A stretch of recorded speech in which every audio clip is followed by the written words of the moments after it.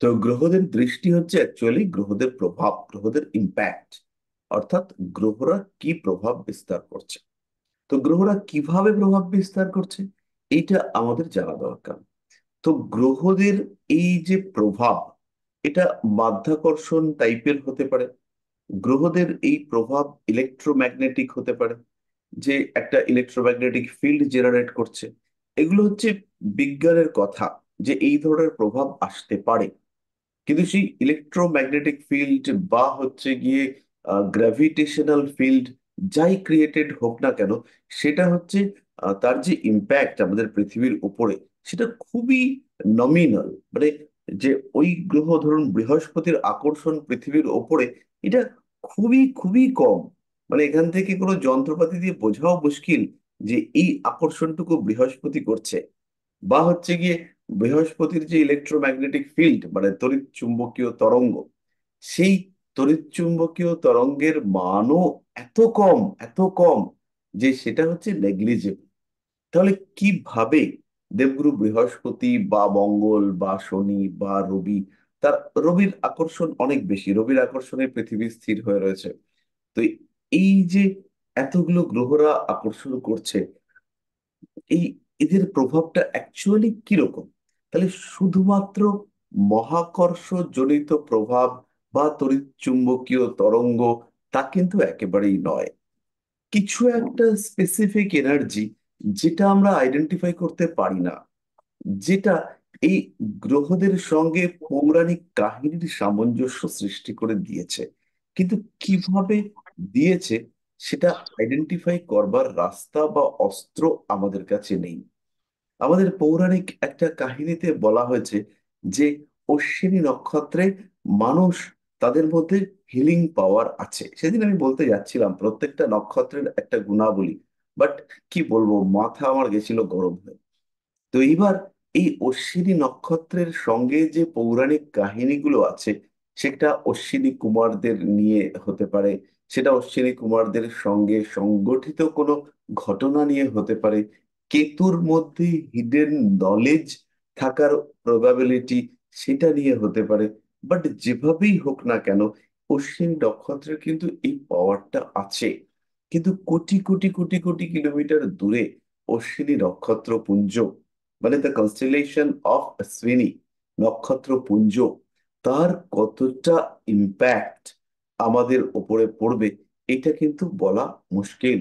কিন্তু যদি লগ্ন, দশমপতি কিংবা চন্দ্রের রাশির অধিপতি, তারা কোনোভাবে আর কি অশ্বিনীর সঙ্গে অ্যাসোসিয়েটেড হয়, সেই ক্ষেত্রে সেই মানুষটার মেডিকেল পড়ার টেন্ডেন্সি দেখতে পাওয়া যায়।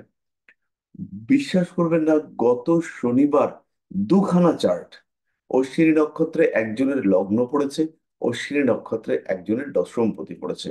দুজনেই মেডিকেল প্রফেশনের সঙ্গে যুক্ত। তো এটা, এই ম্যাজিকটা কেন হচ্ছে আমি বলতে পারবো না, কারণ এই ম্যাজিকটা কেন হচ্ছে সেই নলেজ আমার কাছে কেন কারোর কাছেই নেই। বাট কিছু একটা এনার্জি, কিছু একটা ফ্লো অফ এনার্জি, কিছু একটা সোর্স অফ এনার্জি, এইগুলো হচ্ছে গিয়ে কাজ করে। হুম। তো এই যে বিষয়গুলো, এইগুলো আমরা আইডেন্টিফাই করতে পারবো না। এবার এই যে দৃষ্টি, এই দৃষ্টিটা ঠিক ওই জায়গাটাতেই পড়েছে। অর্থাৎ সপ্তম দৃষ্টি মানে 7 নম্বর ঘরেই পড়েছে, তার এদিক ওদিকে একটুও পড়েনি। ব্যাপারটা এরকম নয়। যত 7 নম্বর ঘরের আমরা ক্লোজ হব, তত হচ্ছে দৃষ্টির স্ট্রেংথ বাড়তে থাকবে। তাহলে এবার আমি একটা এক্সাম্পলে চলে আসি। বিষয়টা কিন্তু আমাদেরকে খুব ভালো করে বুঝতে হবে। আর আমরা আস্তে আস্তে একটু ডিপ পার্টে প্রবেশ করবার চেষ্টা করছি। এবং আমাদের প্রায় এই সেশনটা, মানে আমাদের জ্যোতিষ বিশারদ সেশনটা প্রায় শেষের দিকে চলে এসছে। এবং আপনারা অনেকেই, তারা জ্যোতিষ বিশারদ সার্টিফিকেটও পেয়ে গিয়েছেন। যারা পাননি, তারাও খুব শিগগিরই পেয়ে যাবেন। মানে সার্টিফিকেট নিয়ে ঋষিবাড়িতে কোনো চাপ নেই। আমার ভুলের জন্য পেতে আপনাদের দেরি হতে পারে, বাট সেটা আমার দোষ, ঋষিবাড়ির দোষ নয়। তো আমি আর কি চেষ্টা করব ঠিকঠাক করে দেওয়ার, কিন্তু সব ভুলে যাই। মানে ঠিক সময় মতো সব আমি ভুলে যাই।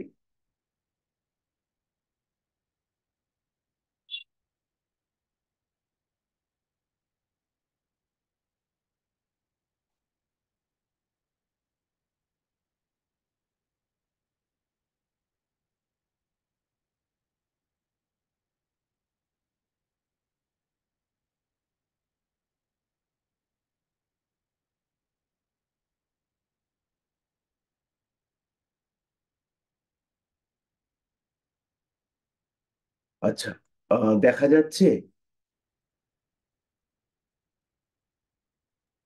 হ্যাঁ স্যার। তো এই হচ্ছে আমাদের মঙ্গল।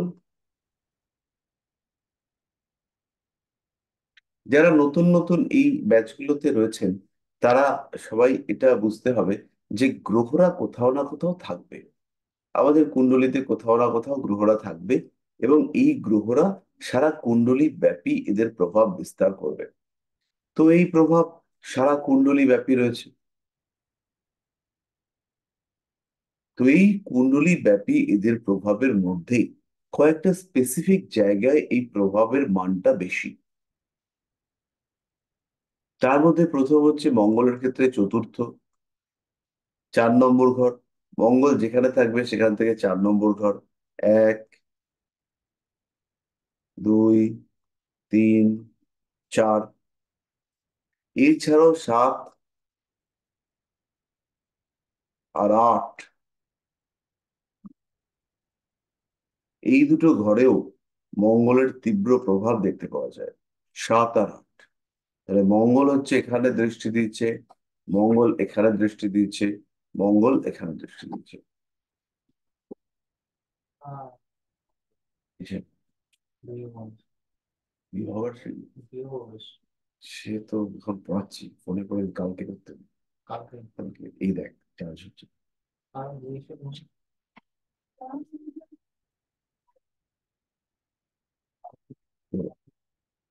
এবার তাহলে হচ্ছে এই যে জায়গাগুলোকে আমরা বার করলাম, এখানে হচ্ছে গিয়ে আমাদের দৃষ্টি পড়লো। তাহলে এবার দৃষ্টিটা আমরা কিভাবে ক্যালকুলেট করবো? সোজা মঙ্গলের ডিগ্রি, ধরুন 23 ডিগ্রিতে আছে। তাহলে 23 ডিগ্রি যে স্পেসটা, তাহলে এই 23 ডিগ্রি, এই 23 ডিগ্রিতে এর দৃষ্টিটা হচ্ছে ম্যাক্সিমাম।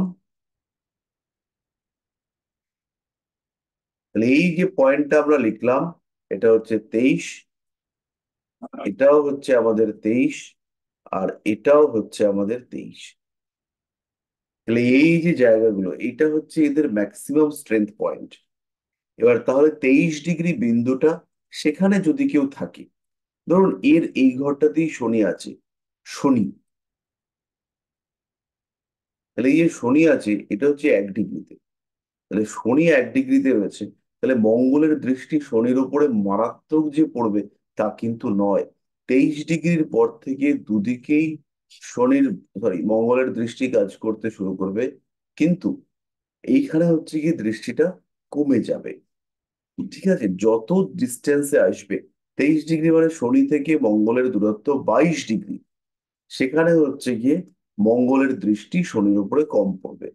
এবার এইখানে দেখা গেল এই শনিটা রয়েছে এই ঘরে, অর্থাৎ কুম্ভ রাশিতে, সেই একই ডিগ্রিতে।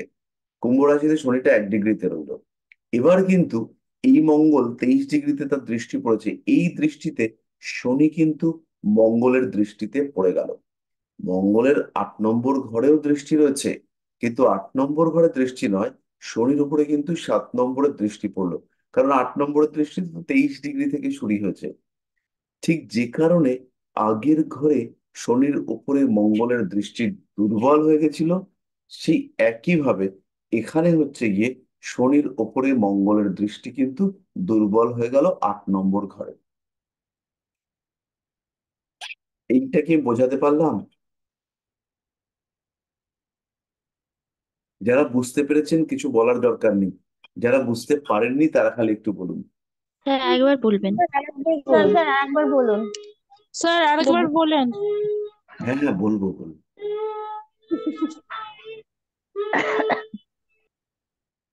তো এবার মঙ্গল 23 ডিগ্রিতে রয়েছে। তাহলে আমরা ধরে নিতে পারি যে মোটামুটি 10 10 ডিগ্রি ধরুন, অ্যাপ্রক্সিমেটলি একটা, বা 8 ডিগ্রি বা 10 ডিগ্রি এরকম একটা জায়গাতে মঙ্গলের প্রভাব থাকবে। তাহলে মঙ্গল যেখানে আছে তার আগে 10 পরে 10ই ধরি। আগে 10 মানে, আগে 10 মানে হচ্ছে,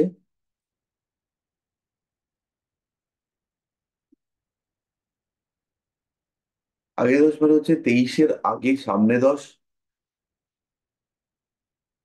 তাহলে সামনে 23-এর সামনে 10 মানে হচ্ছে এই ঘরে 3 ডিগ্রি, মানে মিনের 3 ডিগ্রি, আর পেছনে 10 মানে হচ্ছে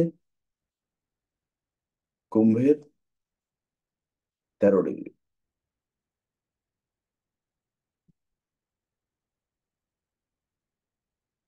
10 10 করে ধরলাম। সপ্তম দৃষ্টি, এটা কোথায় যাবে? এটা কুম্ভের 3 ডিগ্রি পর্যন্ত। সপ্তম দৃষ্টি হচ্ছে এইটা। তাহলে এইটা কিভাবে গেছে? এইটা এখান থেকে এই পর্যন্ত, আর এখান থেকে এই পর্যন্ত। তাহলে এই দৃষ্টিটা সামনে কিছুটা আর পেছনে কিছুটা। আমরা একটা অ্যাপ্রক্সিমেশন করেছি 10 10। মোটামুটি বাকি জায়গাতেও প্রভাব থাকবে, কিন্তু ধরে নেওয়া যেতে পারে যে 10 ডিগ্রি পর্যন্ত প্রভাবটা অ্যাকিউট, প্রবল, তীব্র প্রভাব। মানে ধরুন, আমার হাত যতটা যাচ্ছে, সামনে কেউ আসলেই চত্থাপ্পড় লাগিয়ে দেবো। কিন্তু তার থেকে দূরে গেলে তো আমি চত্থাপ্পড় মারতে পারবো না, তখন আমাকে ঢিল খুঁজতে হবে, ঢিল ছুটতে হবে। আবার আরো দূরে হয়ে গেলে নিশানা ভালোভাবে পড়বে না। এই সমস্ত সমস্যা আছে। তাহলে এখানে 3 ডিগ্রি থেকে, মানে এর 3 ডিগ্রি থেকে এদিকে এর 13 ডিগ্রি পর্যন্ত। তাহলে এই পর্যন্ত এই যে স্পেস, এখানে দৃষ্টিটা পড়ছে। কি যন্ত্রণা বলুন তো।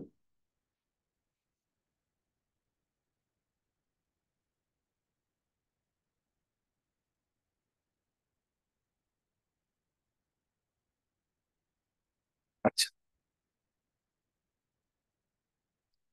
তাহলে এই অবধি পরিষ্কার হলো।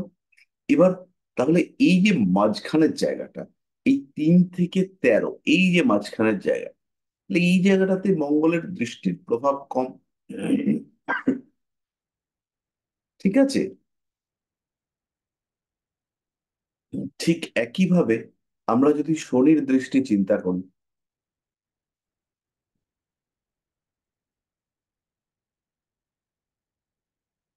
ধরুন শনি এখানটায় রয়েছে, তাহলে শনির দৃষ্টি কোথায় কোথায় পড়বে? শনির দৃষ্টি হচ্ছে 3 7 আর হচ্ছে 10। আপনারা এরকম ছবি এঁকে এঁকে প্র্যাকটিস করবেন। শনি যদি এখানে থাকে, তার দৃষ্টি কোথায় পড়বে? শনি যদি আরেকটা ঘরে থাকে, তার দৃষ্টি কোথায় পড়বে?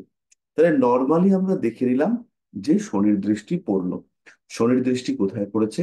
মঙ্গলের উপরে পড়েছে। এখানে হচ্ছে কি মঙ্গল আছে।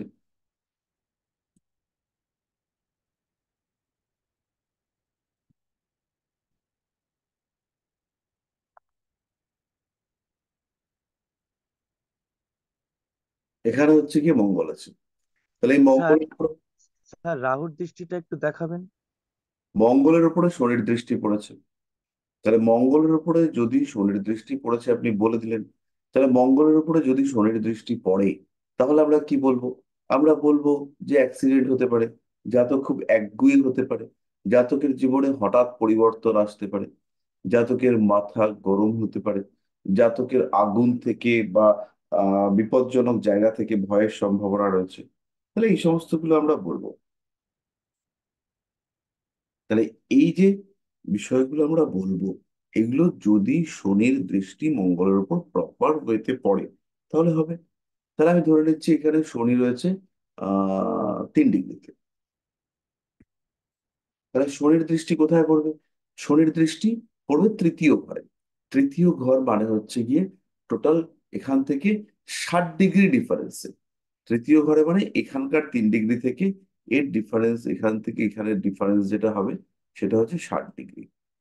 তাহলে 60 ডিগ্রি মানে শনির পূর্ণ দৃষ্টি বা প্রকট দৃষ্টি পড়বে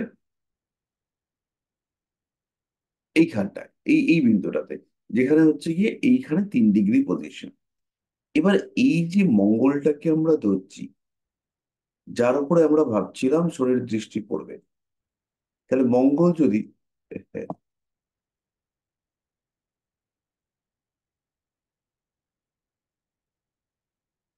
মঙ্গল যদি এখানে থাকে, তাহলে খুব জোরদার দৃষ্টি পড়বে। কারণ 3 ডিগ্রি তো। তারপরে এখানে, এখানেও শনির দৃষ্টি পড়বে। ইনফ্যাক্ট যদি মঙ্গল এই ঘরেও থাকে, কিন্তু ওই শনির দৃষ্টির রেঞ্জের মধ্যে থাকে, তাহলে শনির দৃষ্টি পড়বে। আমরা তো কখনোই বলছি না যে শনির দৃষ্টি আছে, যে শনির দৃষ্টি একটা জায়গায় সীমিত,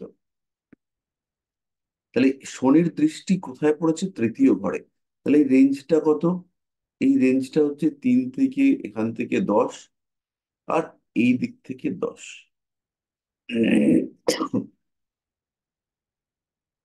সরি।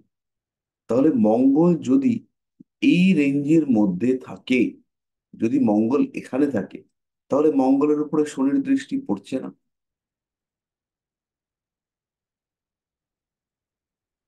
এই স্প্যান, এখানে হচ্ছে শনির দৃষ্টি পড়ছে।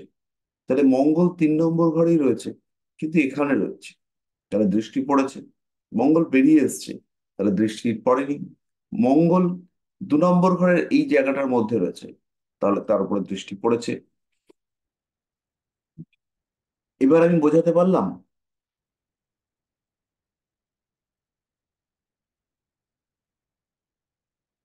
স্যার একটা ডাউট আছে স্যার। হ্যাঁ, বলুন। বলছি স্যার এই দীপ্তাংশটা আমাদের মুখস্থ রাখতে হবে, মনে রাখতে হবে, তাই তো স্যার এই বিষয়ে? দীপ্তাংশটা এখানে ইম্পর্টেন্ট নয়, একটা অ্যাপ্রক্সিমেশন আমরা করতে পারি যে এইখান থেকে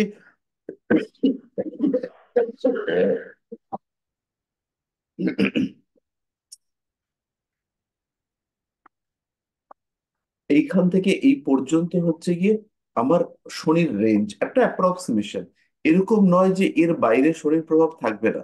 শনির প্রভাব সব জায়গায় আছে, সারা জায়গাতে শনির প্রভাব আছে, কিন্তু ওই যে জায়গাটা, এখানে শনির দৃষ্টিটা প্রমিনেন্ট, মানে ওইখানে জোরালো প্রভাব। যেমন ধরুন, আপনি সারা পাড়ায় ঘুরতে পারেন, কিন্তু আপনার নিজস্ব এলাকা বা নিজের ক্ষেত্র, সেটা হচ্ছে কি আপনার বাড়ি বা আপনার পাড়া, নিজের পাড়া। নিজের পাড়ার মধ্যেও বাড়ির মধ্যে আপনার জোর বেশি, তার মধ্যেও আপনার নিজের ঘরটার মধ্যে আপনার জোর আরেকটু বেশি। আপনি একদম নিজের মতো করে থাকতে পারছেন, কিন্তু তারপরে এটা আপনারই বাড়ি, এইটা আপনারই বাড়ির পার্ট, এই যে অংশটা, এটা আপনারই বাড়ির পার্ট। কিন্তু এখানে যেহেতু শনির দৃষ্টি 3 ডিগ্রিতে প্রমিনেন্ট পড়ছে, তারপর আস্তে আস্তে দৃষ্টির পাওয়ার কমতে শুরু করেছে। ঠিক এইভাবে এখানেও আমরা এই একই স্পেস পাবো।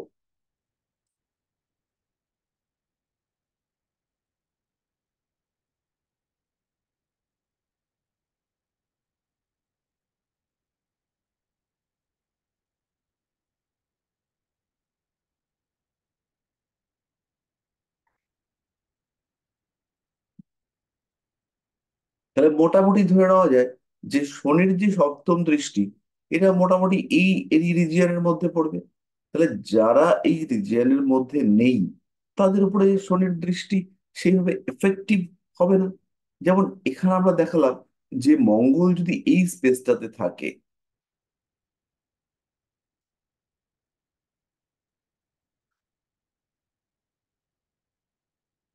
অর্থাৎ মঙ্গল মিথুনেই রয়েছে, কিন্তু এই স্পেসটাতে রয়েছে, এইখানে মঙ্গল রয়েছে, তাহলে শনির দৃষ্টি মঙ্গলের ঘরটার উপরে পড়েছে, কিন্তু সেই আন্দাজে যে শনির দৃষ্টি পড়লেই অ্যাক্সিডেন্ট হবে, শনির দৃষ্টি পড়লেই বিপদ হবে, সেরকম ব্যাপার কিন্তু শো করবে না। বোঝাতে পারলাম?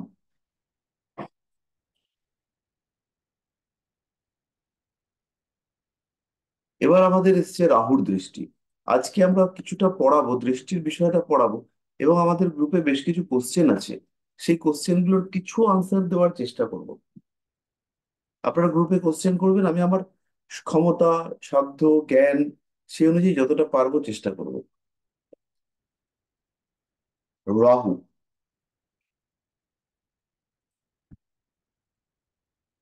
রাহুর সঙ্গে সঙ্গে আপনি আরেকজনকে পাবেন, তিনি হচ্ছে কেতু। দুজনে সম্পূর্ণ বিপরীত ধর্মী। একজন প্রচন্ড অ্যাক্টিভ, প্রচন্ড চঞ্চল, আরেকজনের মধ্যে রয়েছে আলস্য, ল্যাথার্জি, সে নট নড়নচরণ পাবলিক।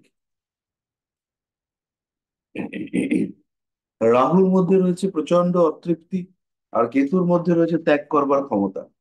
কারণ কেতু কিছু দেখতেই পায়নি, কেতু কিছু মানে ভ্যালু, এটাই কেতু বোঝে না।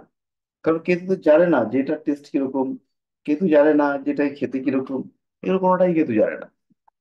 তাহলে কেতু কি জানে? কেতু জানে ত্যাগ করতে, কেতু জানে আমার কিছু নেই, কেতু জানে না কোনো টেস্ট, কেতু জানে না কোনো ওই যে ধর্ম অর্থ কাম মোক্ষ, এই টাইপের বিষয়গুলো কেতুর লাইফে খুব একটা নেই। কেতু হচ্ছে সন্ন্যাস টাইপের একটা সিচুয়েশন। এক সেকেন্ড।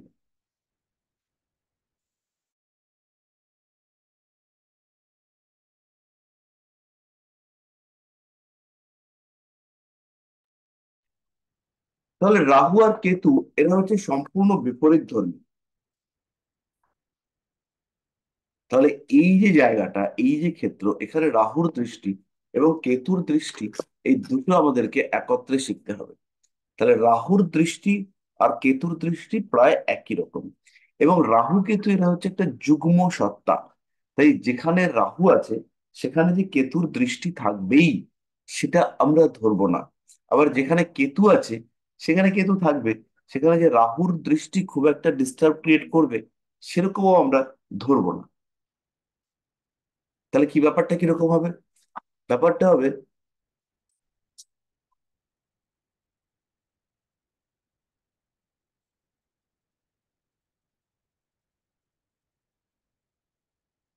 রাহুর এই তিনটে দৃষ্টিকে আমরা ধরবো।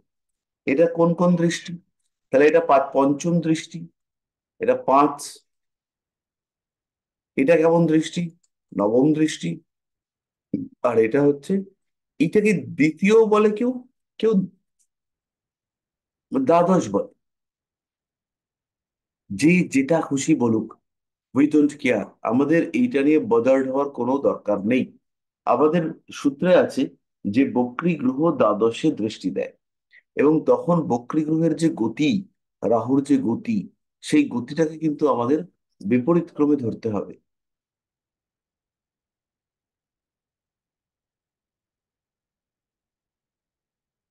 বাস, এই যে বিপরীত ক্রমে গতি, তাই রাহুর মুভমেন্ট এদিকে।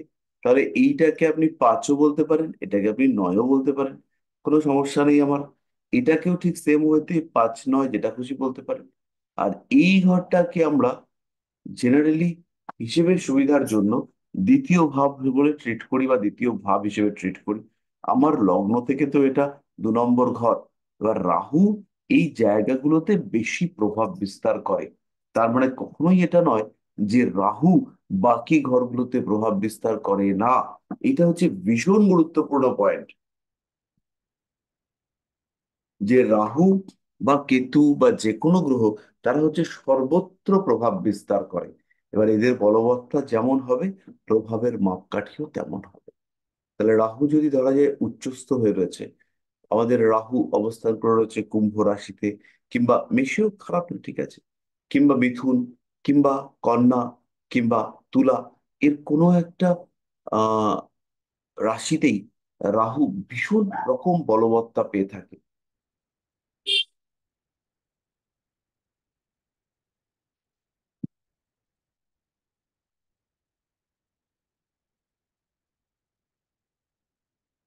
সুতরাং রাহু তার দৃষ্টি এইরকম ঘরগুলোতে পড়বে। আর এই যে লাস্ট আমরা যে দৃষ্টিটা করলাম, এটা রাহুর দৃষ্টি নয়। অনেকে বলেন রাহুর দৃষ্টি কেতুর উপরেও পড়বে,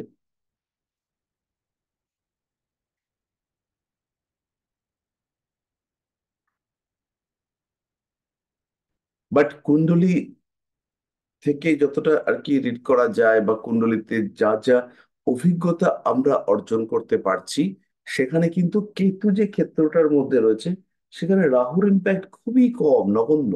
কারণ কেতু একাই ওখানে একটা ব্যবস্থা করেছেন, এবং রাহু কেতু পরস্পরের সম্পূর্ণ বিপরীত ধর্মী গ্রহ। তাই এদের দুজনের যে সম্মিলিত প্রভাব, এটা কিন্তু একটা অবশ্যই একত্র হতে পারে না। এবং যেখানে রাহু তার প্রভাব বিস্তার করবে সেখানে কেতুর ইম্প্যাক্ট আমরা দেখতে পাবো না। তাই জন্য সপ্তম দৃষ্টিটাকে আমরা ইগনোর করব। বহু পণ্ডিতের মতে কেতুর দৃষ্টিও হচ্ছে সেম,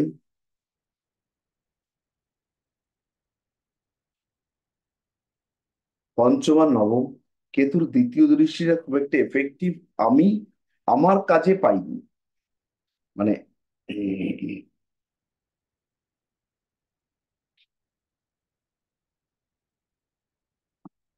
আমার কাজের মধ্যে পাইনি যে রাহুর দৃষ্টি কেতু যেখানটায় রয়েছে সেই জায়গাটার মধ্যে পড়ে। তো পড়তে পারে। আমার দৃষ্টিটাই যে ফাইনাল দৃষ্টি বা আমার বিচার বা আমার দেখা সেটাই যে ফাইনাল দেখা হবে, এর তো কোনো মানে নেই।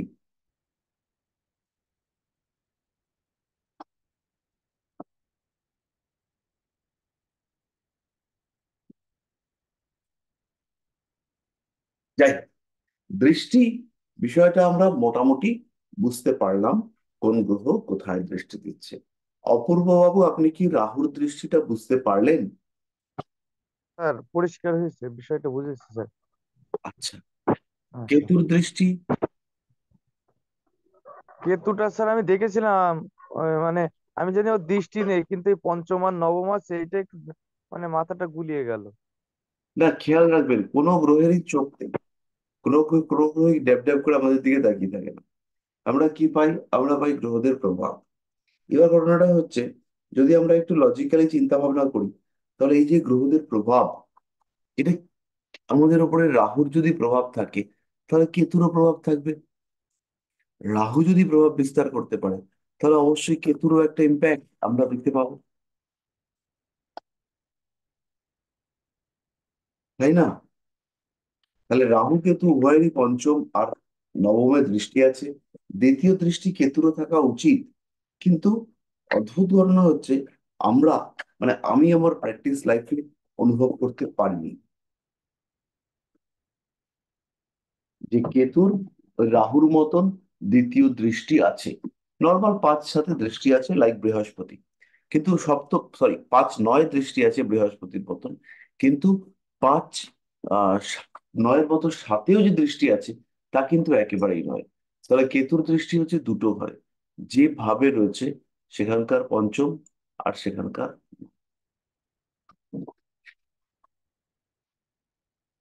তাহলে এই জায়গাটা বোঝা গেল।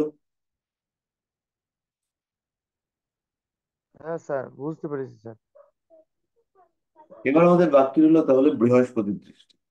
বৃহস্পতি হলে বাকিদেরকে আমরা ঝপঝপ করে বসিয়ে নিতে পারবো, শুধুমাত্র 7 নম্বর ঘরে দৃষ্টি পড়ে বাকি। শুক্র, চন্দ্র, রবি, বুধ, এদের দৃষ্টি পড়ে সবসময় 7 নম্বর ঘরে, আর কোথাও এদের দৃষ্টি নেই।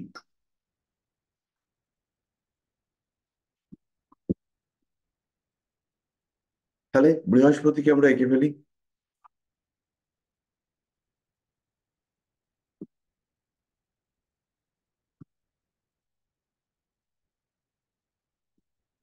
গুরু সহায়, গুরুর দৃষ্টি কোথায় পড়বে?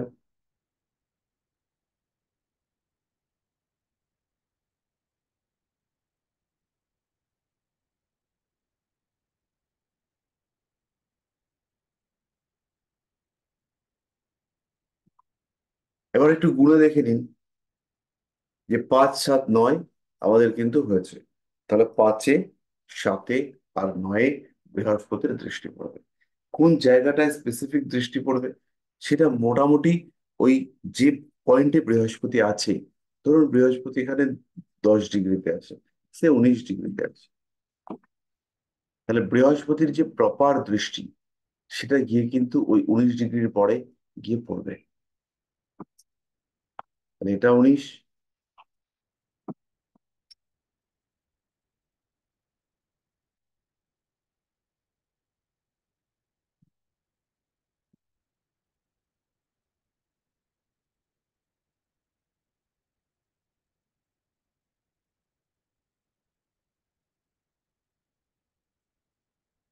তাহলে এই যে 19 ডিগ্রি পয়েন্টটা,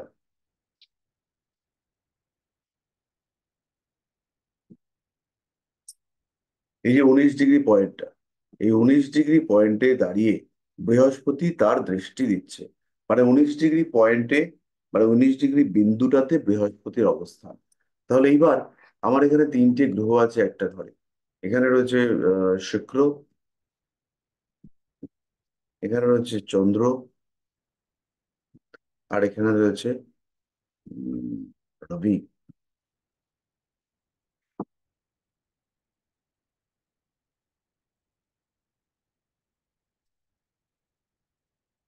এই শুক্র রয়েছে 2 ডিগ্রিতে, চাঁদ রয়েছে 18 ডিগ্রিতে,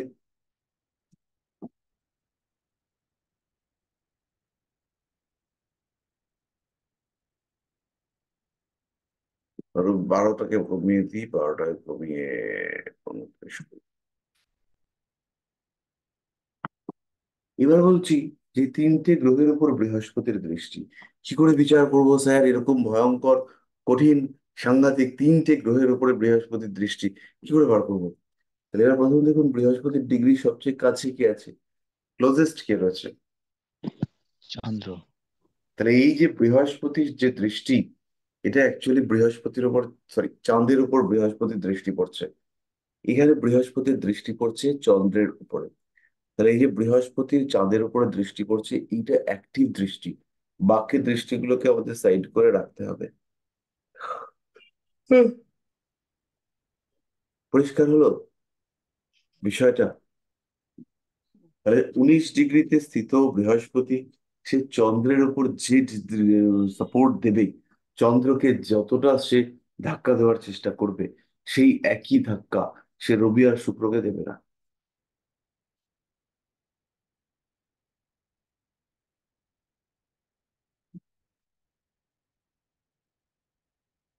বোঝা গেল?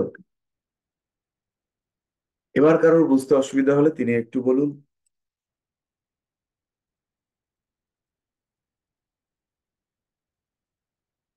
স্যার এক্ষেত্রে যদি বৃহস্পতি বক্রী থাকে তাহলে কেমন হবে?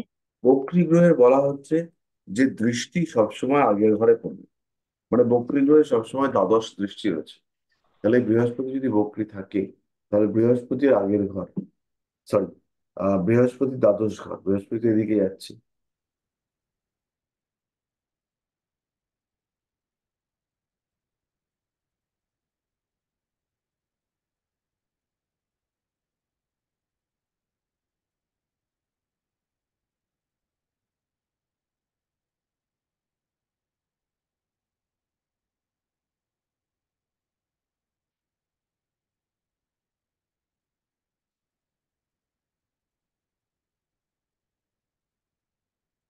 তাহলে এই ঘরে দৃষ্টি পড়বে, কারণ বৃহস্পতির মুভমেন্ট হচ্ছে এদিকে।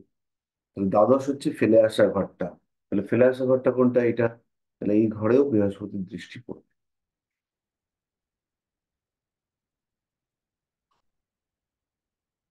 ঠিক আছে? এই দৃষ্টিটা লাস্ট যেটা আঁকলাম, এটা কেবলমাত্র বক্রী গ্রহের ক্ষেত্রে প্রযোজ্য। গ্রহরা বক্রী হলে পরে এই বিষয়টা দেখতে পাওয়া যাবে, আদারওয়াইজ নয়।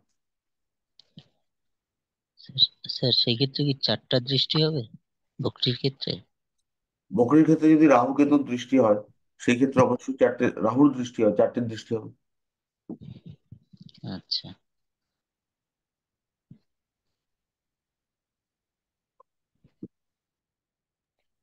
স্যার বৃহস্পতির ক্ষেত্রে তাহলে কটা দৃষ্টি হবে? এই সপ্তম নবম দৃষ্টিটা কি তখন, এই নবম আর পঞ্চমটা কি তখন হবে না? 5, 7, 9 থাকবে। তার উপরে কি আচ্ছা। হবে? তার উপরে তার আচ্ছা। বৃহস্পতির দৃষ্টি বা রাহুর দৃষ্টি বা যা করলো। আচ্ছা।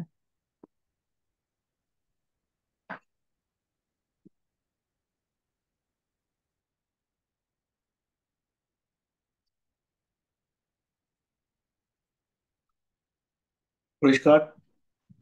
স্যার হুম। শুক্র যদি বকরি হয় তখন?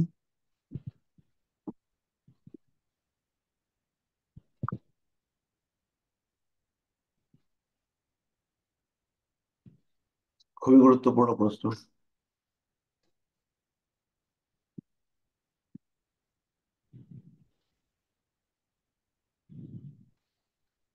শুক্র বক্রী হলো, কিরকম শুক্র?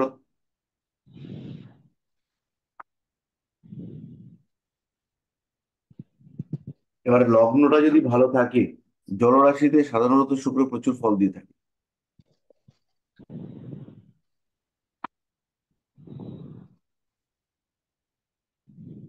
এটা দশার আগে দেখে নিতে হবে, দশার উপরে বেস করে আলটিমেটলি চার্ট প্রেডিকশন করা যাবে।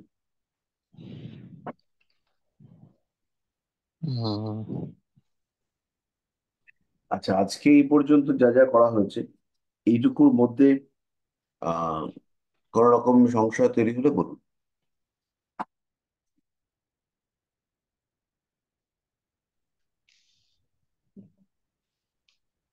স্যার বৃহস্পতি বৃশ্চিকে কি দেখালেন আমি বুঝলাম না।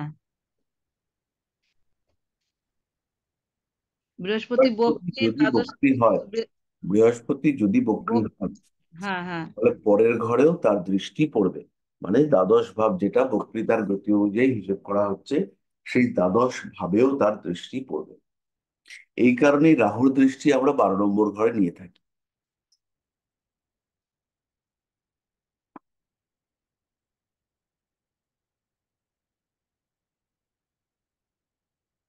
তার এই যে বকরি গুরুর ক্ষেত্রে মানে বাকি ঘরগুলোর মানে দৃষ্টিকোণ যে গণবো 5 নম্বর 9 নম্বর, সেগুলো কোন দিকে গণবো, অ্যান্টি ক্লকওয়াইজ না ক্লকওয়াইজ? এটা আপনি যে দৃষ্টিগুলো আছে না, যদি ক্লকওয়াইজ করেন তাহলেও যা রেজাল্ট পাবেন, অ্যান্টি ক্লকওয়াইজ গুনলেও সেম রেজাল্ট পাবেন। কারণ ওই 5 আর 9 যে ঘরগুলো, 7 তো 7ই থাকবে।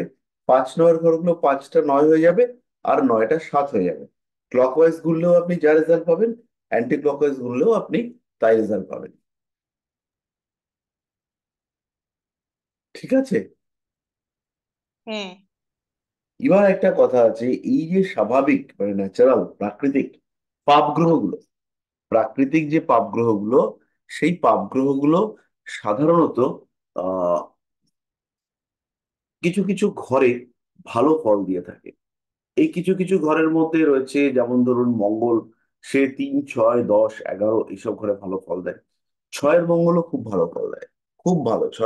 ষষ্ঠ ভাবে মঙ্গল থাকলে পরে সেটা ভীষণ ভালো হয়।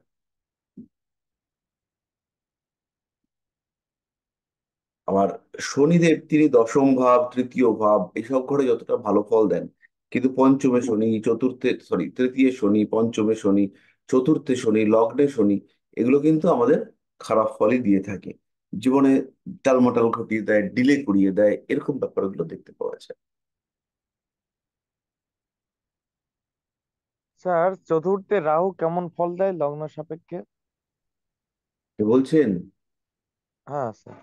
হুম, এবার দেখতে হবে কি লগ্ন আর চতুর্থ তুলা লগ্ন। লগ্ন, হ্যাঁ, তুলা লগ্ন স্যার, তুলা লগ্ন। তুলা লগ্নে চতুর্থে যদি রাহু থাকে, সেই রাহু যদি আনএফ্লিক্টেড থাকে, অর্থাৎ শনি, মঙ্গল, রাহু, কেতু এদের সঙ্গে যদি কোনো রকম যোগ না থাকে,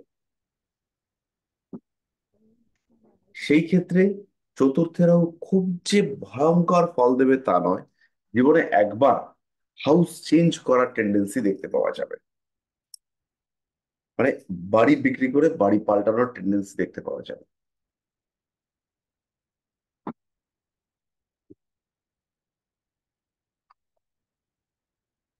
বুঝতে পারলাম।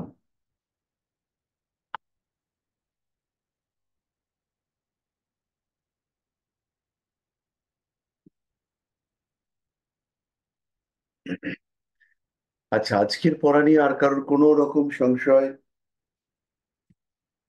যারা নতুন এসেছেন তাদের জন্য একটা কথা বলি, যে প্রথম প্রথম কিন্তু অসুবিধা হবে, কিন্তু কিছুদিন চলবার পরে তারপর আপনি দেখবেন যে ব্যাপারগুলো, শব্দগুলো সবই আপনার চেনা হয়ে গেছে। আর ইতিমধ্যে আপনাদের প্রাথমিক পর্যায়ের ক্লাস শুরু হবে, আর একটু স্টুডেন্টের জন্য আমরা ওয়েট করছি। যদি আহ শুরু করতে, আশা করছি খুব তাড়াতাড়ি শুরু করে দেবো। যদি শুরু করতে কোনো অসুবিধা হয়, তাহলে অনলাইনে আপনারা ক্লাসটা কন্টিনিউ করবেন।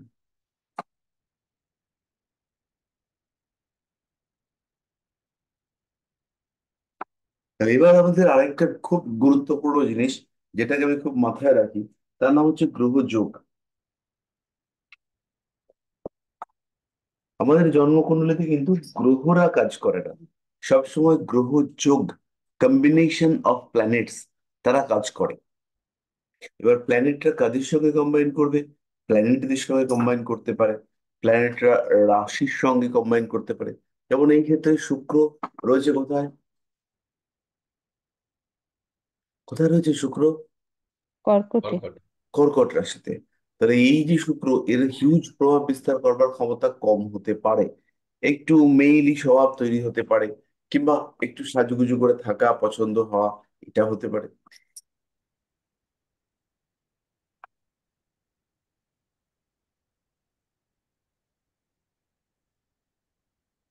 এখানে কি শুক্র নেগেটিভ ফল দেয়?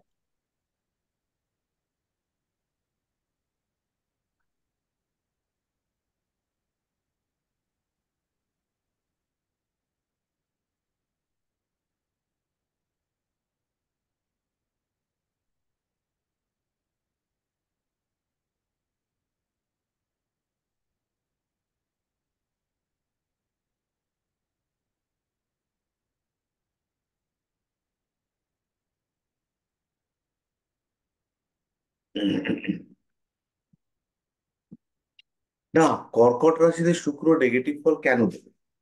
শুক্র সেন্টিমেন্টাল গ্রহ, শুক্রের মধ্যে উগ্রতা আছে, শুক্রের মধ্যে অহংকার আছে, কিন্তু শুক্রের মধ্যে পারফেকশনিস্ট মেন্টালিটি রয়েছে, শুক্রের মধ্যে হিলিং পাওয়ার রয়েছে, শুক্রের মধ্যে আর্টিস্টিক সেন্স মারাত্মক রকমের রয়েছে।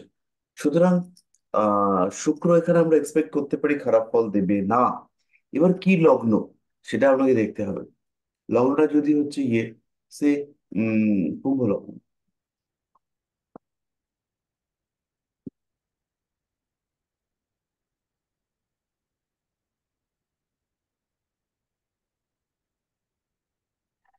তাহলে এবার এখানে কিন্তু শুক্রের কোনো সরাসরি প্রভাব যাচ্ছে না।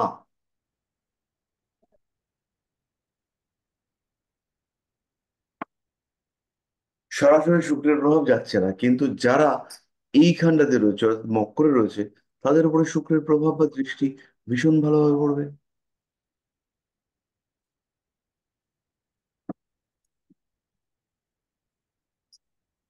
এরকম হচ্ছে ব্যাপারটা।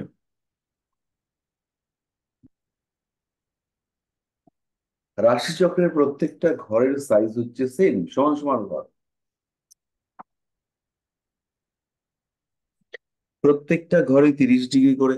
রাশিচক্রে কোনো রকম কোনো পার্সিয়ালিটি নেই। রাশিচক্র অনুযায়ী আমরা রেজাল্ট পাবো আমাদের কেমন গ্রহ অবস্থান রয়েছে। ট্রানজিট গ্রহদের এফেক্ট ইম্প্যাক্ট তাকে কাজে লাগিয়ে বর্তমান যে গ্রহ অবস্থান, তারা হচ্ছে গিয়ে এফেক্টিভ রেজাল্ট দিয়ে থাকে।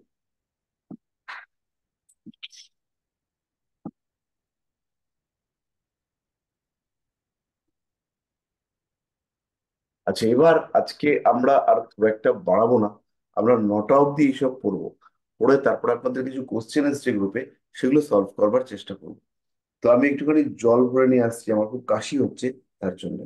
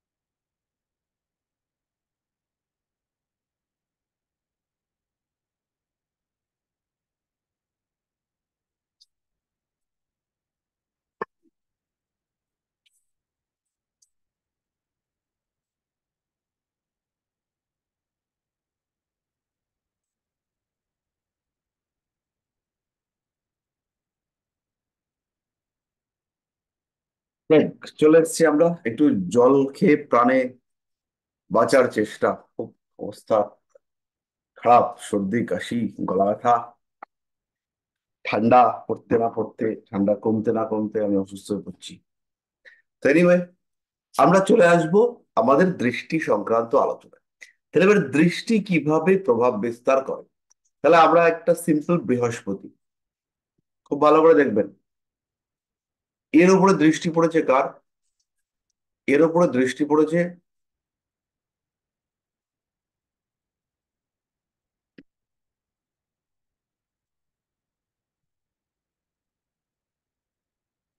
মঙ্গল আর রাহু।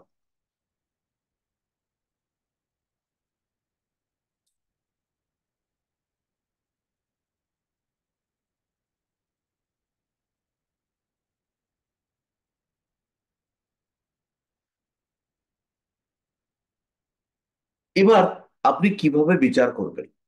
তাহলে প্রথমে বিচার করতে হবে বৃহস্পতির উপর রাহুর দৃষ্টি পড়েছে, এটা একটু ইম্পর্টেন্ট নয়। ইম্পর্টেন্ট হচ্ছে বৃহস্পতির থেকে আমরা কি ফল আশা করতে পারি। প্রথম কাজ হচ্ছে বৃহস্পতির তিনটে জিনিস দেখবেন আপনি, যে তিনটে জিনিস এতদিন আমরা আপনাকে দেখিয়েছি, তিনটে নয় অ্যাকচুয়ালি দুটো। প্রথম হচ্ছে বৃহস্পতি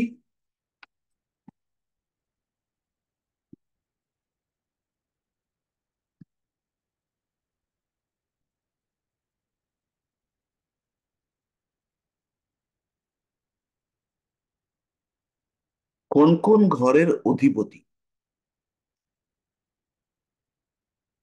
কোন কোন ঘরের অধিপতি বৃহস্পতি, এটা হচ্ছে গিয়ে দেখতে হবে। 2 নম্বর কি দেখতে হবে? 2 নম্বর দেখতে হবে বৃহস্পতি কোন ভাবে অবস্থিত।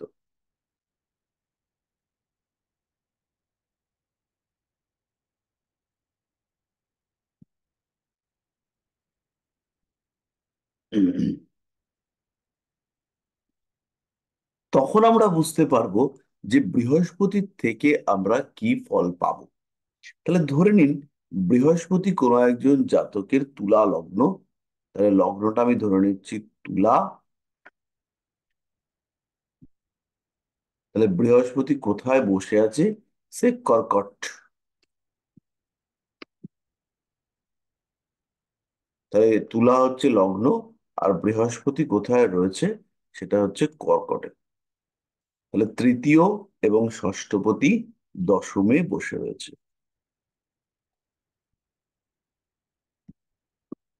বসে রয়েছে কোথায়? দশে। তাহলে বৃহস্পতি এবার কর্মকে ইন্ডিকেট করবে।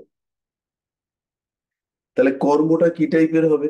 মূলত কর্মটা হবে বৃহস্পতি টাইপের। এবার বৃহস্পতি টাইপের কর্মের মধ্যে কি আসবে? সেখানে মঙ্গল আর রাহুর ইম্প্যাক্ট দেখতে পাওয়া যাবে। তাহলে মঙ্গল আর রাহুর ইম্প্যাক্ট কিরকম? যে কর্মক্ষেত্রে কিছু অশান্তি রেগুলার লেগে থাকবে, কিছু না কিছু ডিস্টারবেন্স, কিছু না কিছু প্রবলেম, সেটা কর্মক্ষেত্রে লেগে থাকবে। চাইলেও লেগে থাকবে, না চাইলেও লেগে থাকবে।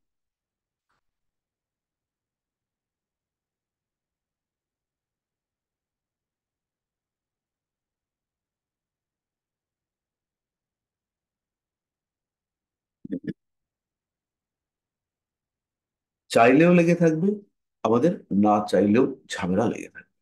এবার কেন লেগে থাকবে? কারণ হচ্ছে গিয়ে বৃহস্পতি যে 10th হাউসের উপরে রয়েছে, সেই 10th হাউসের উপরে সেখানে হচ্ছে গিয়ে রাহু এবং মঙ্গলের দৃষ্টি রয়েছে। সেকেন্ড কি হতে পারে? বৃহস্পতি এই 10th হাউস অর্থাৎ হাঁটু হাঁটু সংলগ্ন অংশ, সেগুলোতে জল তৈরি করে দিতে পারে। জল মানে হচ্ছে সোয়েলিং হতে পারে। জল মানে হচ্ছে গিয়ে এক্সট্রা সাইনোভিয়াল ফ্লুইডস নয়, ওগুলোকে ডিফারেন্ট টাইপস অফ ফ্লুইড, যেগুলো আমাদের হাঁটু মানে মাংস, হাঁটু সন্ধি, অস্থি সন্ধি, তার মধ্যে থাকে। এবার সেই ফ্লুইড গুলোর মধ্যে মঙ্গল দেবে প্রদাহ, মঙ্গল দেবে জ্বালা, আর রাহু দেবে অ্যাবনর্মাল, আর বৃহস্পতি দেবে বৃদ্ধি। তাহলে abnormal growth with swelling and inflation, অর্থাৎ জ্বালা এবং অনিয়ন্ত্রিত বৃদ্ধি, সেটা হচ্ছে গিয়ে দেখতে পাওয়া যাবে কোথায়? 10 নম্বর ক্ষেত্র, অর্থাৎ হাঁটু সংলগ্ন ক্ষেত্রে। এবার এটা কোন ঘর? ঘরটা হচ্ছে কর্কট।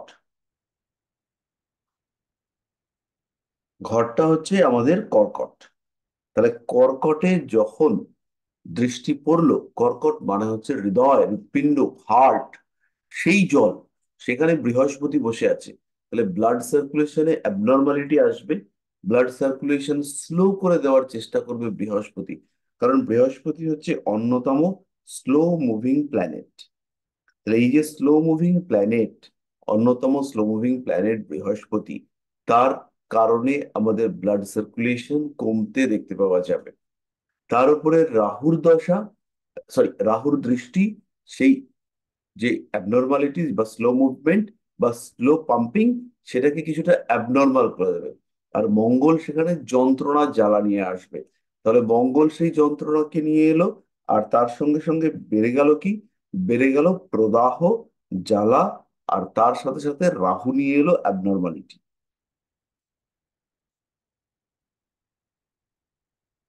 তাহলে এবার বোঝা গেল যে কিভাবে কি আমরা দেখব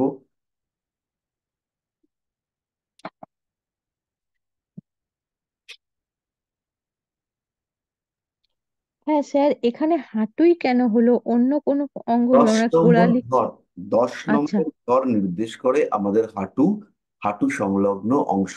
তাহলে এটা হচ্ছে আচ্ছা। 10 নম্বর ঘর, তাই হাঁটু। কর্কট, তাই বক্ষ বা চেস্ট বা হার্ট বা ব্লাড সার্কুলেশন। কর্কটের মধ্যে কি আছে? চর জল। আমাদের শরীরের কোন জলটা সবসময় চলে ফিরে বেড়ায়?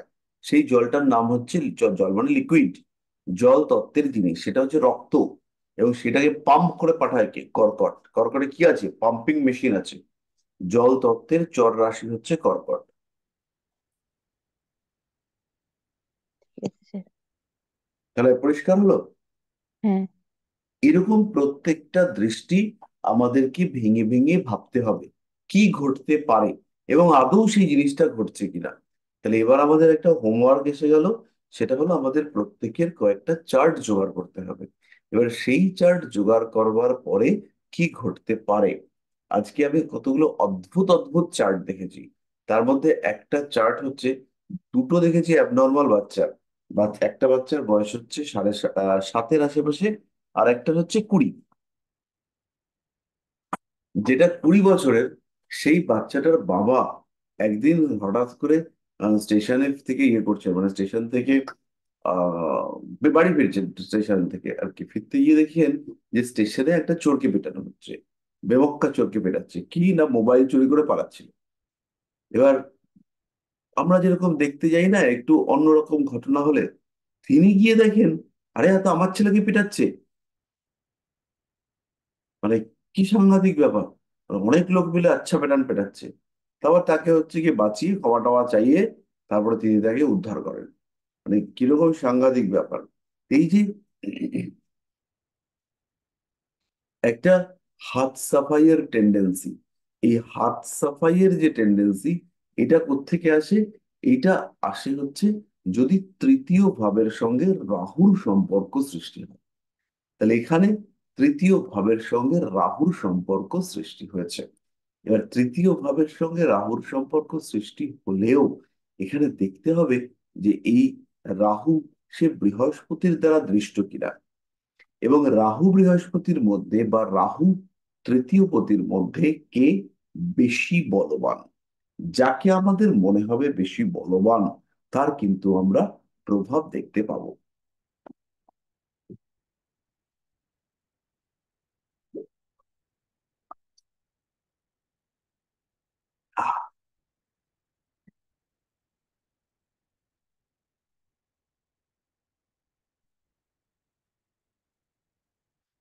কর্কট রাশির উপরে বা বৃহস্পতির উপরে রাহুর দৃষ্টি পড়লে সাধারণত সেই মানুষগুলোর জল খাওয়ার টেন্ডেন্সি কম হয়, তারা কম জল খায়।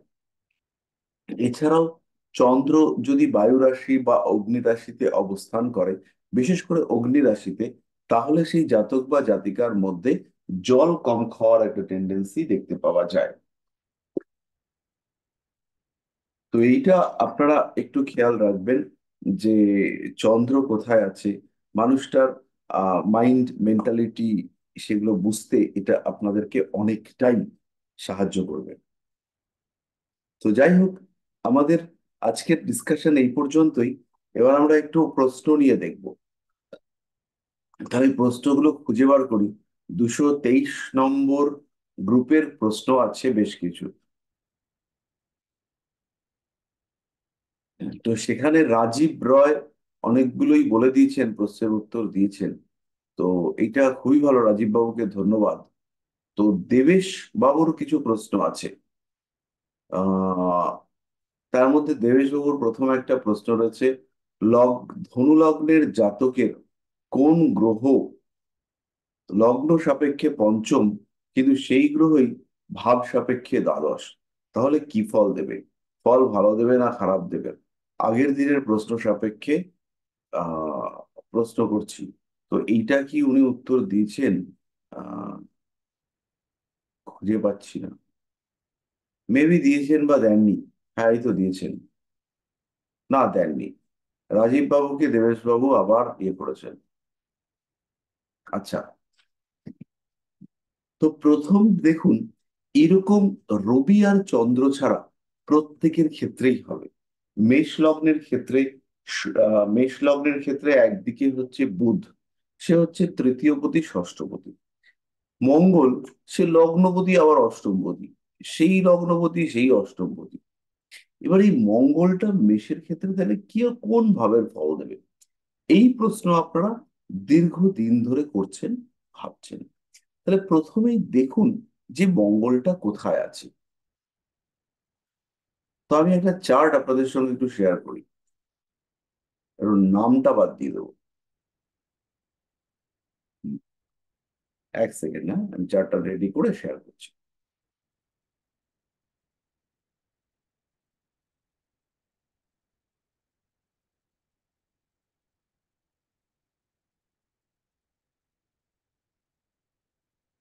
তো এই প্রশ্নটা বারবার আপনাদের মনের মধ্যে আসা উচিত, দেবেশবাবু করেছেন, কিন্তু সবার মনের মধ্যে এই প্রশ্নটা আসা উচিত। সেটা হচ্ছে, তো হ্যাঁ, আমি শেয়ারটা চেঞ্জ করি।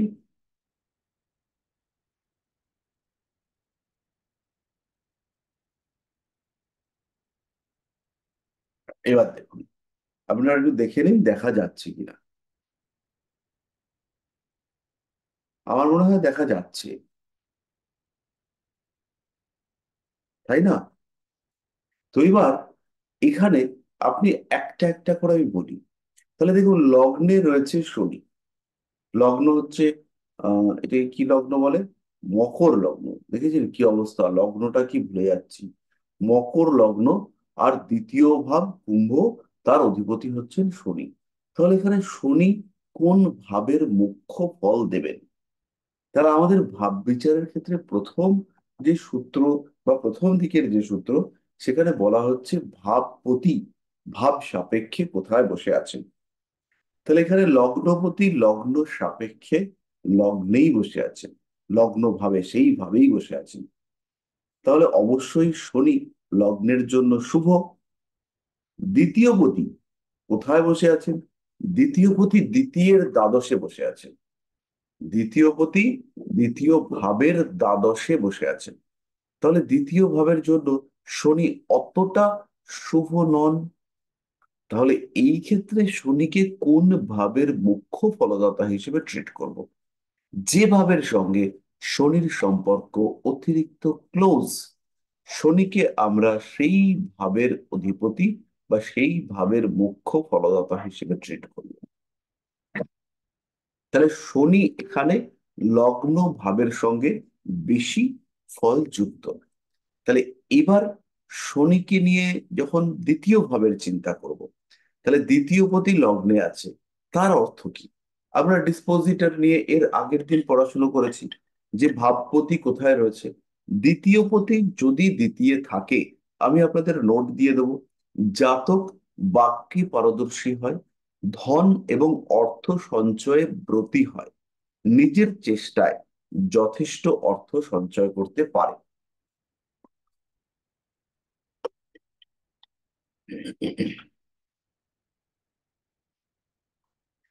নিজের চেষ্টায় যথেষ্ট অর্থ সঞ্চয়ে সক্ষম হয়।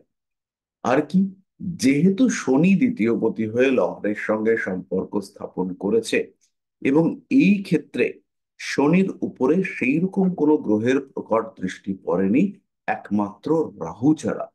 রাহু যেহেতু দ্বাদশ ভাবে রয়েছে, এবং এই ক্ষেত্রে রাহু রয়েছে শুক্রের নক্ষত্রে। শুক্র একটু জটিল হচ্ছে, শুক্র অবস্থান করে রয়েছে অষ্টমে। তাহলে কোনো বংশানুক্রমিক সম্পত্তি, কোনো মৃত ব্যক্তির সম্পত্তি প্রাপ্তির চেষ্টা বা প্রাপ্তির যোগাযোগ এর কুণ্ডলিতে আছে,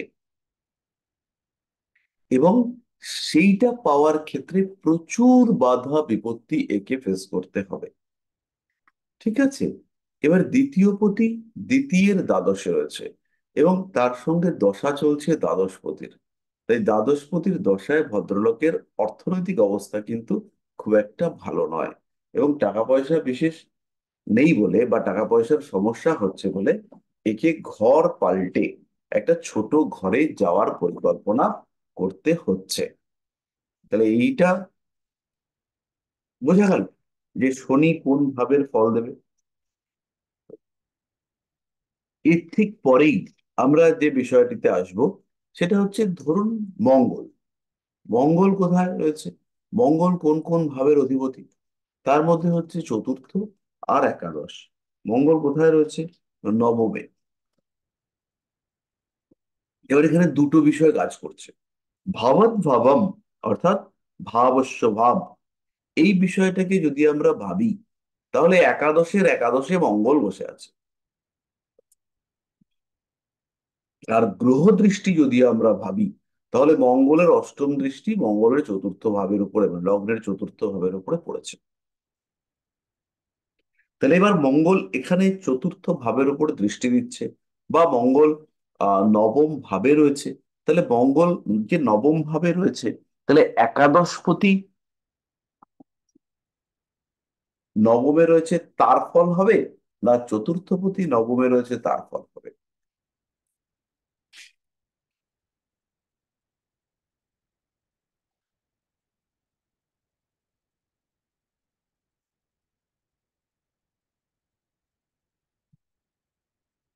প্রথমত হচ্ছে চতুর্থপতি নবমে, তার মানে কি?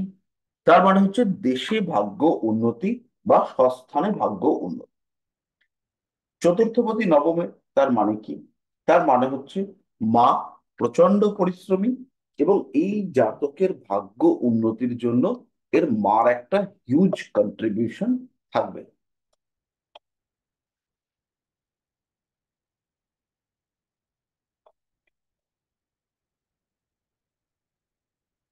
পরিষ্কার? একাদশপতি নবমে মানে, একাদশপতি নবমে হচ্ছে নিজেই নিজের চেষ্টা, নিজের সাকসেস, সেগুলোর মধ্য দিয়ে আরো বেটার সাকসেসের দিকে যাবে। তাহলে এবার মঙ্গল কোন জায়গাটাকে দেবে? একাদশপতি নবমের ফলকে দেবে, না চতুর্থপতি নবমের ফলকে দেবে, নাকি এবার এবার আরেকটু টুইস্ট আছে। কন্যার রাশিতে মঙ্গল বসে কিছু আলাদা ঘটনা ঘটাবে। মঙ্গল কি ভুলে যাবে যে সে চতুর্থপতি আর সে নবমপতি, সরি একাদশপতি? মঙ্গল এটা কিন্তু করতে পারে। মঙ্গল ভুলেই যেতে পারে যে আমি চতুর্থপতি, আমি একাদশপতি। মঙ্গল বসে আছে কন্যা রাশিতে। কন্যা রাশিতে মঙ্গলের যন্ত্রণা হচ্ছে, কারণ কন্যার জন্য মঙ্গল হচ্ছে তৃতীয় পতি, অষ্টম পতি। কন্যা থেকে যদি গুণি তাহলে 3 নম্বর আর 8 নম্বর ঘরের মালিক হচ্ছে মঙ্গল। তাহলে মঙ্গল এখানে গিয়ে বসেছে। মঙ্গল কন্যা রাশিতে যন্ত্রণা অনুভব করছে, বিরক্ত হচ্ছে। মঙ্গল বলছে ধর, তোর চতুর্থ ভাব, তোর একাদশ ভাব, আমার কষ্ট হচ্ছে, আমি এখানে ছটফট করব। এবং আমি চতুর্থ একাদশ দুটো সুখের ভাব, তাদেরকে পুরোপুরি ভুলে যাব। ভুলে গিয়ে আমি এখানে আগুন ঝরাবো। আমি 9 নম্বর ভাবটাকে শেষ করে দেবো।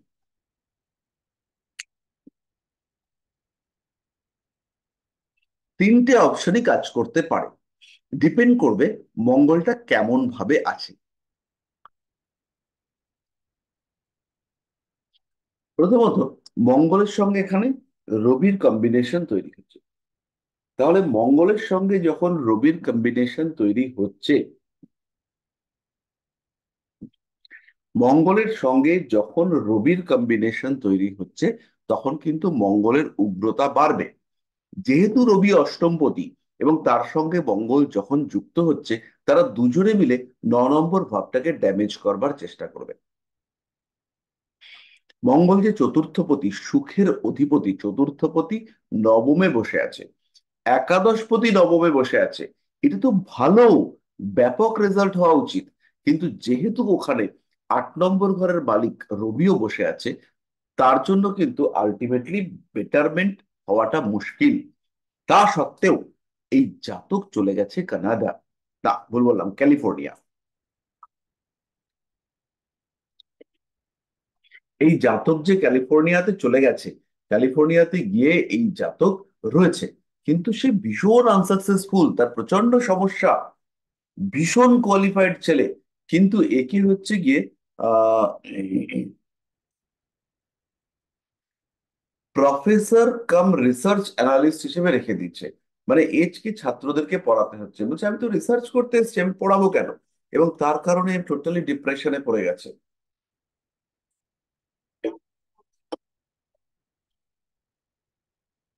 তাহলে এই যে এর ডিপ্রেশনে পড়ে যাওয়া, এর এই যে সমস্যা, তার কারণ কি? এ কি ডিপ্রেশনে পড়তে পারে? হ্যাঁ, আমি ডিপ্রেশনে পড়তে পারে। একটু আ- বলবো এখানে, আমি না, চিন্তা করি একটু পরে বিষয়টা। আমি কথা যখন বলবো তখন আপনারা কথা বলবেন না। তারপরে আপনারা বলার যথেষ্ট সময় পাবেন। আর তাতে যদি শান্তি না হয় তাহলে গ্রুপে বলে দেবেন। চন্দ্র এখানে ষষ্ঠগত, কেতুযুক্ত এবং লগ্নে শনি, অল্প কারণে ডিপ্রেশন আসার টেন্ডেন্সি রয়েছে। তাহলে মঙ্গল এখানে না তো চতুর্থপতি হিসেবে কাজ করেছে, মঙ্গল না এখানে একাদশপতি হিসেবে কাজ করেছে। দুটোই করতে পারতো, বাট দুটোর একটাও মঙ্গল করেনি। দুটো যদি করতো, বৃহস্পতির দশা মঙ্গলের অন্তর্দশা, বৃহস্পতি অ্যাক্টিভেটেড, কারণ এখানে বিপরীত রাজ্য কাজ করেছে। দ্বাদশপতি বৃহস্পতি সে অষ্টমে চলে গিয়েছেন।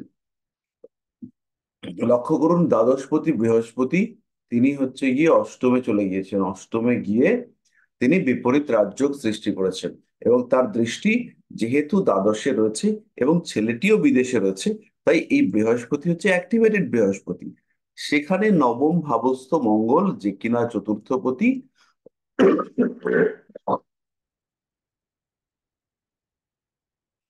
যে কিনা চতুর্থপতি এবং হচ্ছে গিয়ে একাদশপতি, সেই মঙ্গলের অন্তর্দশা এফেক্টিভ হয়নি। সেই সময় বেচারা অশান্তিতে জর্জরিত হয়ে পড়েছে। তাহলে এই মঙ্গল না তো ফোর্থের ইম্প্যাক্ট দিয়েছে, না তো একাদশের ইম্প্যাক্ট দিয়েছে। এ কেবলমাত্র নিজের ক্ষমতা, আমি নৈসর্গিক পাপক গ্রহ হিসেবে নিজের শক্তি প্রদর্শন, এটা মঙ্গল করেছে। পরিষ্কার? এরপরে আমরা পরে যে কোশ্চেন আছে তাই একটু দেখি। এই যা, কোথায় এলাম?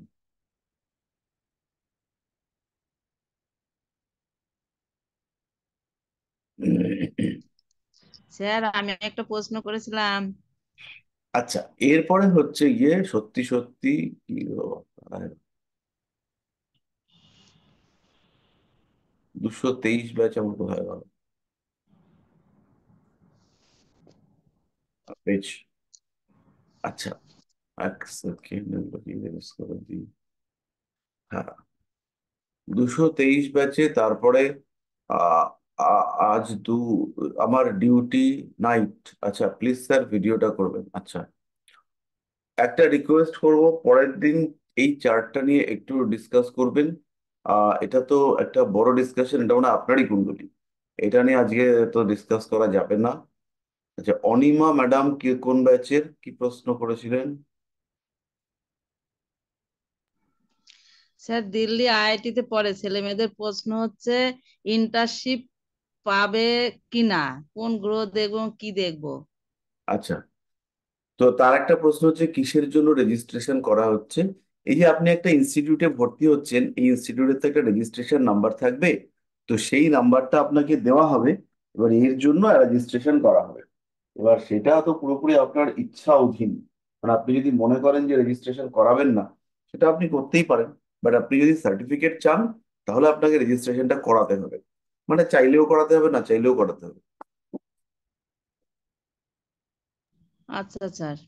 আচ্ছা, এবার হচ্ছে কি স্যার, দিল্লি আইআইটি থেকে ইঞ্জিনিয়ারিং করছে আমার ছেলে মেয়ে, অনেক ছেলে মেয়ের প্রশ্ন, আমরা ইন্টার্নশিপ পাবো কিনা, পাওয়ার জন্য কোন গ্রহকে দেখতে হবে। এই ইন্টার্নশিপটা মনে হয় আরেকটু প্রফেশনাল এডুকেশন টাইপের নাকি না, কোম্পানিতে জয়েন করে পড়াশোনা এরকম টাইপের কিছু? না, ওরা পড়াশোনা করছে, থার্ড ইয়ার হয়ে গেছে, এবার ফোর্থ ইয়ার চলছে ওদের। ওই যে শর্ট যে জব কোম্পানিরা আসে জবের আচ্ছা, জন্য। বুঝেছি। তো এইরকম টাইপের জবের জন্য যদি আপনি দেখতে চান, তো সেই জায়গাটা আপনার এখনো আসেনি। এখানে দেখতে হবে যে ওই সময়টা বা ওই ট্রানজিটে, ওই দশায় এর সাকসেস বা এডুকেশন ওরিয়েন্টেড প্রফেশনে যাওয়ার কম্বিনেশন আছে কিনা। তাহলে ওর দশা 5, 10 এগুলোকে স্পেসিফাই করবে। আর তার সঙ্গে সঙ্গে অবশ্যই 2 আর 6কে কম্বাইন করতে হবে। তাহলে যদি কোনো 2, 5, 6, 10 কম্বিনেশন প্লে করে এবং এই কম্বিনেশনের সঙ্গে অ্যাসোসিয়েটেড কোনো দশা, অন্তর্দশা, ট্রানজিট এগুলো ম্যাচ করে, তাহলে সে পজিটিভলি ইন্টার্নশিপ পাবে। এবার আমি যতটুকু বললাম, এই কম্বিনেশনটা যদি থাকে তাহলে 100% পাবে। এবার এর থেকে যদি কম কম্বিনেশন থাকে, ধরুন 5-6 কম্বিনেশন করেছে, তাহলেও সে ইন্টার্নশিপ পাবে যদি দশা পারমিট করে। এবং সেই ক্ষেত্রে অবশ্যই তাকে একটু কাঠখড় পোড়াতে হবে। কাঠখড় পোড়ানো মানে নিশ্চয়ই জানেন, কাঠখড় পোড়ানো মানে হচ্ছে আরেকটু পরিশ্রম করতে হবে। ঠিক আছে? স্যার একটা কোশ্চেন জিজ্ঞেস করছিল। হ্যাঁ স্যার, বলছিলাম যে স্যার একজন বলছিল যে ফুল লিস্ট পড়ার জন্য বৃন্দাবন যেতে হয়, কলকাতায় কোনো ইনস্টিটিউট এরকম নেই? আমি জাস্ট জিজ্ঞেস করছি, মানে জানেন কি কে এমনি আপনি? কিছু? কে হ্যাঁ জিজ্ঞেস স্যার, আমি করছেন? ইন্দ্রনীল বলছিলাম। দাদা আপনি আমার ইন্দ্রনীল একটা, বলছেন? আচ্ছা বলুন। হ্যাঁ, হ্যাঁ। হ্যাঁ আমি ইন্দ্রনীল বলছিলাম স্যার। হ্যাঁ, বলছিলাম যে একজন বলছিল নাকি গোল্ড মেডেলিস্ট করার জন্য নাকি বৃন্দাবন যেতে হয়, কলকাতায় কোনো ইনস্টিটিউট নেই। কোথায় যেতে হবে? বৃন্দাবন বৃন্দাবন? বৃন্দাবন বৃন্দাবন? হ্যাঁ, হ্যাঁ, আমার তো জানা নেই এরকম, আমি তো তা তর্ক তর্ক করি না, এগুলো না না কলকাতায় আছে এরকম বলেছি। সে বিশ্বাসই করছে না, বলছে না না কলকাতায় কোনো, যেগুলো মিথ্যে কথা বলেছে, এই তো কলকাতায় কোনো গোল্ড মেডেল, ইনস্টিটিউট নেই এরকম। এই দেখুন চকচক করছে গোল্ড মেডেল, এক বাক্স আছে। তার আগে আমি ইয়েটা অফ করে দিই, আমি হচ্ছে গিয়ে রেকর্ডিংটা অফ করে দিই, দুটো কথা বলি। হ্যাঁ স্যার, হ্যাঁ স্যার, নিশ্চয়ই নিশ্চয়ই।